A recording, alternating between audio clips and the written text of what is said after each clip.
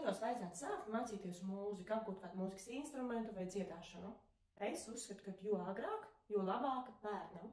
Jo bērns sākotnēji šīs nodarbības uztver kā rotaļu, ļoti ātri ir redzams, vai bērnam tas patīk, vai bērnam tas nepatīk.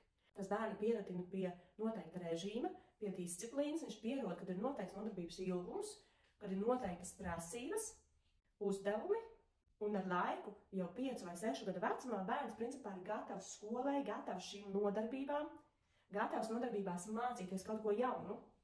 Un ļoti bieži pats viņš saka, kādu šodien mēs jaunu dziesmu iemācīsimies, ko šodien jaunu foršu padarīsim, jo es jau to veco esmu iemācījies, es diezgan labi viņu zinu.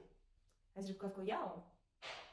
Bet tad, ja šis bērns uzsāk šīs nodarbības jau 6 gadu vecumā vai nedaudz vēlāk, tad, diemžēl, viņš pašā sākuma posmā ļoti daudz laika velta šai disciplīnai ar sevi, šai kontrolē, lai viņš iemācītos sevi kontrolēt, disciplinēt šīm nodarbībām, pierastu vispār, kad skolotājs kaut ko nodarbībā no viņa prasa, kaut ko grib iemācīt, kaut kas ir jāatgūst, jākoncentrējas un jāvar uztvert.